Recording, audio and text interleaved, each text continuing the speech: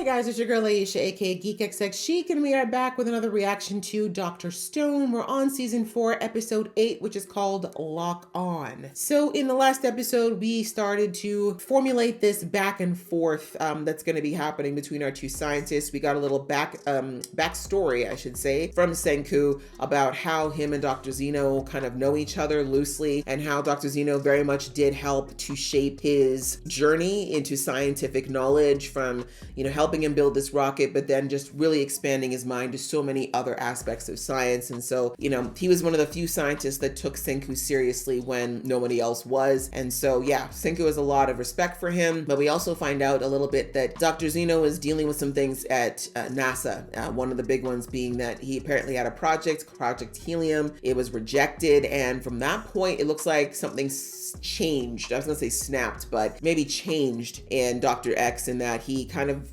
everything, even the way he dressed and carried himself, seemed to be a lot darker. So what that project was, whether or not he actually made it a success and didn't have anything to do with this whole situation with the petrification, not sure, but ready to find out. So let's jump into the episode. But just before I do, a reminder that if you'd like to be in the know of when I drop episodes, please go ahead, hit that subscribe button as well as the notification bell. All right, that out of the way, let's get into the episode right now. As the sun rises over the San Fernando Valley. I'm just kidding, I don't know which valley it is. Okay, so we're continuing from the flashbacks in the last episode. No, I guess that's Zeno, sorry. Bro, you didn't even slide that far. Senku slid like 16 miles from Taiju. Thank you for that very strategic foliage cover. Don't need to see all that. Don't want to turn into Dr. Triple X now. Yet we had to see his ass. I spoke too soon.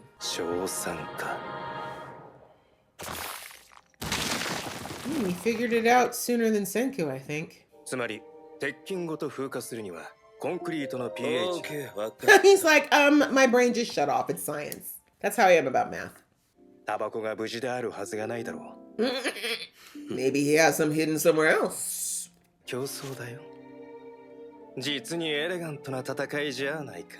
That's the mentality you came out of a stone coma from? Or with? Soul ruler. Yeah, world domination. That's where we ended up, sir? If Senku's gotta end you, I'm not gonna be sad about it. Because that's a crazy leap, bro. That is... Right? Like, have you not figured out the science talk bores him? Like, just condense. Dumb down. Oh no. Like all of the Secret Service.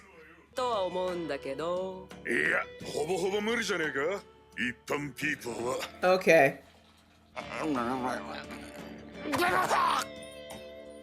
Oh right, he had that in his mouth, I forgot. Wow. The fact that actually there wasn't any saliva to break it down. Yeah, give it back. Alright, or just take it. He's not wrong. That's what almost happened with Tsukasa. So this is basically if Senku is actually evil, how badly things could have gone. But now that Senku knows who Dr. X is, I hope he's going to be able to figure out his thinking patterns a bit better. That's an advantage, because at this point, thank God Gen didn't give him Senku's name. So he lied about not having a lot of manpower. He actually has quite a bit. Both him and Senku like to mark their stuff with their name, huh? That's something to be proud of? Okay.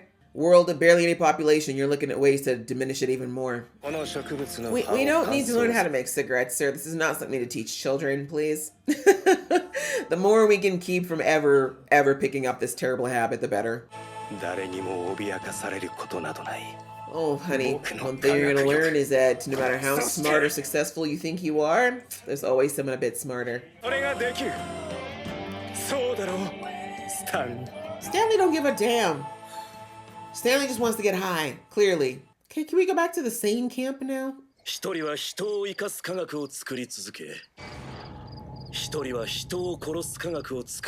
Exactly.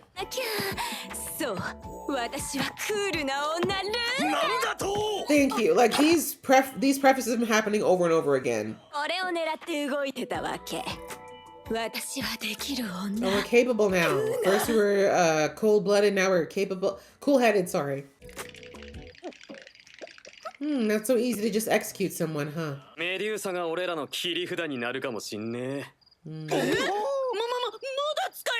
you figured out how to charge it yet? But... Oh,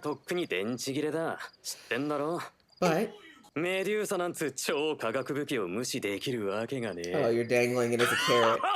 That's not great, though. Don't dangle power in front of a megalomaniac. What? He's like, this girl is useless! She ain't gonna do nothing if she's taking this long to point. Which is good. They shouldn't be sending her out here to do assassination work. That's not her job. What was that? You may be those things, but thankfully you're not a stone cold killer. So good for you. Damn, the advantage that they had was that they didn't know Senku's name. Damn. Well, there goes that one advantage they had.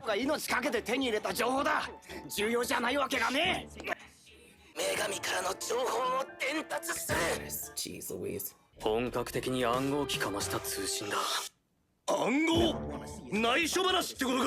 Yeah, that would be something that maybe you guys should do, but I guess you didn't have anyone listening in before now.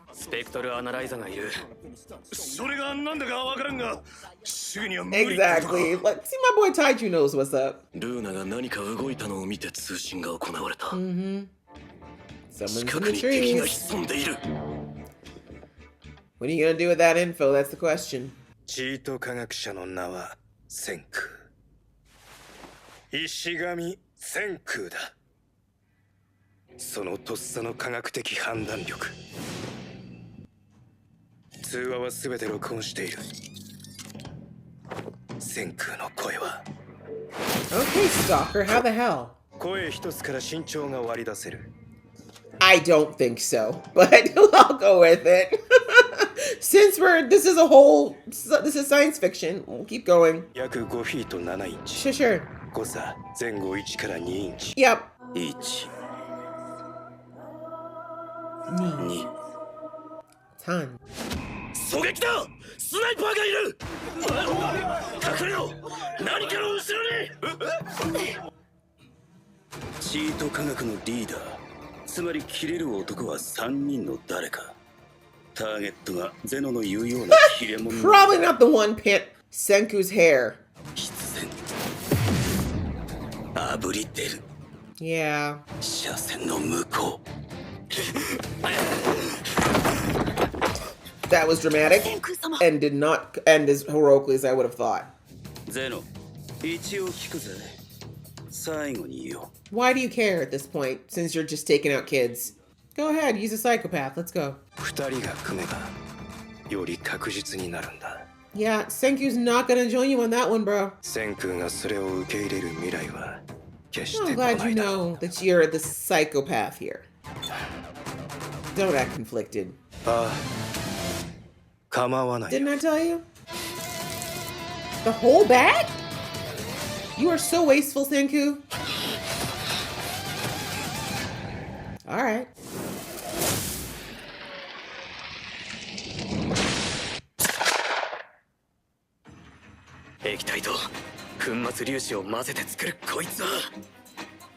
So it's gonna slow down the velocity of the bullet. Is that what we're trying to do? Basically a bulletproof vest.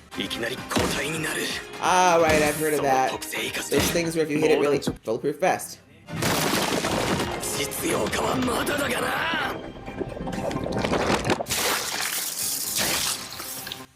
Alright. Guess we gotta wait till next week to find out if Senku makes it. Yeah, I really don't think they would take out the actual star of the show. But the blood, folks. We saw the blood. What are we gonna do? Alright, guys. Well, now we know why the episode was called Lock On. So, the one advantage that we had, unfortunately, was gone. Although I kind of knew it was gonna happen at some point because Senku just cannot not Senku. You know what I'm saying? All Senku needed to do is like pipe down and roll it back when he was around, you know, the spy. But he just, you know, Senku just always is so hyper focused on whatever the new scientific challenges or mental challenges challenge, that he doesn't always think about the little common sense things, because she shouldn't have been able to communicate Senku's name, right? So there shouldn't have been enough, like she should have, I don't even know why they even gave her a real name. And the thing is, I mean, I know at that point Senku never thought that Dr. X is who Dr. X was, but the fact that they were even letting this girl have free reign already was a bit like, you don't know this girl, you don't know if she's telling the truth, you're letting her wander wherever, like y'all should be watching her like a hawk. But anyway,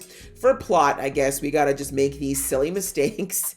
And but we see that now that Dr. X knows who Senku is, as I said, now he didn't really know who he was dealing with before, right? He knew they were smart, but now that he knows Senku, unfortunately, like he said, apparently he kept a record, don't ask me how, of every correspondence they ever had. So he knows exactly where, well, I shouldn't say exactly, because obviously Senku would have learned certain things without telling Dr. X, but he knows enough is the point. He knows quite a bit about the way Senku thinks. He'll be able to predict more of his actions now, and that is a huge disadvantage for the Kingdom of Science. So yeah, unfortunately, that is where that girl on the boat was a big mistake, but we see that she wasn't okay with just straight up having Senku murked, or Taiju, but that might work to their advantage. I mean, these people have been kind to her. She's remembering that, so I don't think she's down with this assassination mission at all, although Dr. X is saying he only wants to take out the science leader. But bro, like that's not the way it works ever, right? They're gonna revolt, they're gonna know what kind of a man you are, and you're gonna have all this issue. You're eventually either gonna have to take them all out or consistently worry about someone trying to take you out. So Dr. X, while very intellectually smart as usual, not very bright when it comes to life skills, and obviously insane. You know, the fact that that's what he wants to do in this new world, instead of trying to build a community that's agnostic of all the things that makes this world toxic, he instead wants to create a whole new level of toxicity where he's the only person running things and everyone else are his minions. Like, bro,